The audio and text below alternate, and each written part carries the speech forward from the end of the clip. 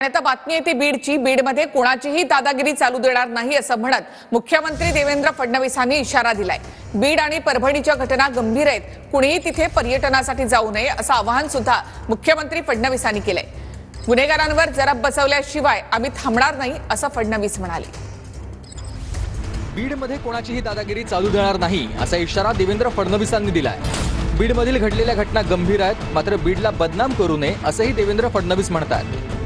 गुन्हेगारांवर जरब बसवल्याशिवाय आम्ही शांत बसणार नाही असा इशारा देखील देवेंद्र फडणवीसांनी दिलाय। अशा प्रकारच्या गुन्हेगारांवर जरब ही बसवल्याशिवाय आम्ही थांबणार नाही। मी कालही सांगितलं, आजही सांगतो, बीड जिल्ह्यामध्ये कोणाचीही दादागिरी चालू देणार नाही। बीडमधील बंदुकांचे परवाने काही काल दिलेले नाहीयेत, तक्रार आल्यानंतर परवाने योग्य की अयोग्य याचा विचार करू असं देवेंद्र फडणवीस म्हणाले।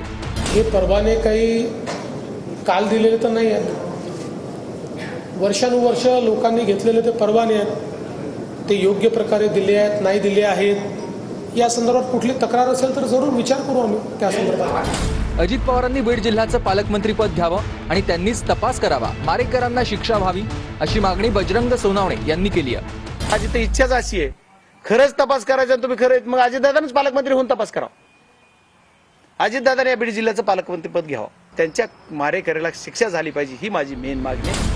6 तारखेला कोणाचा फोन आला, ही घटना घडल्यानंतर सरपंचाच्या भावाला कोणाचा फोन आला, बनसोड नावाच्या पीआयला कोणाचा फोन आला, सीडीआर काढा, सर्व समोर येईल असंही बजरंग सोनावणे म्हणाले। सीडीआर तपासले पाहिजेत, आम्ही देखील सहमत आहोत, पुरावे सापडल्यास सहआरोपी म्हणून पोलिसही आज जाऊ शकतात असं संजय शिरसाट यांनी म्हटलंय। 9 तारखेला ही घटना घडल्याच्या नंतर सरपंचाच्या भावाला कोण कोण बोललं आणि पोलीस स्टेशनला कोण बोललं, तिथं बनसोड नावाचे पीआय त्यांना कुणाचा फोन आला, बनसोडचा सुद्धा सीडीआर काढा, कॉल डिटेल्स त्यांचे काल सीडीआर तपासले पाहिजेत, याबद्दल आम्ही त्या सुद्धा त्यांच्या बरोबर आहोत। तर हा फार मोठा गुन्हा आहे, म्हणून फक्त आरोपीच नाही तर त्याच्या सह आरोपी म्हणून सुद्धा पोलीस आतमध्ये जाऊ शकतात। धनंजय मुंडेंनीच सांगितलंय वाल्मिक कराड जवळचा आहे।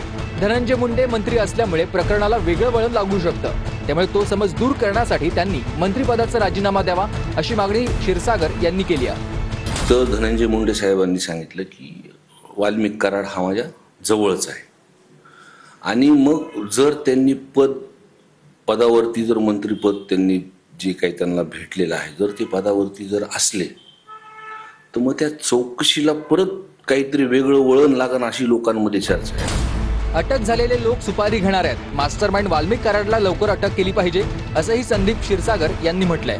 जे पण काही अटक झालेत ते सुपारी घेऊन केलेलं त्यांनी लोक वारंवार हे लोक करतात, त्याचा मास्टर माइंड जो आहे वाल्मिक कराड तो लवकर अटक होऊन या चौकशीमध्ये पुढे आला पाहिजे। बीड जिल्ह्यात राष्ट्रपती राजवट लावावी अशी परिस्थिती आहे। बीडमध्ये दंगल होईल असं वातावरण आहे, जनतेचा प्रशासनावर विश्वास नाही असं संजय राऊतांनी म्हटलंय।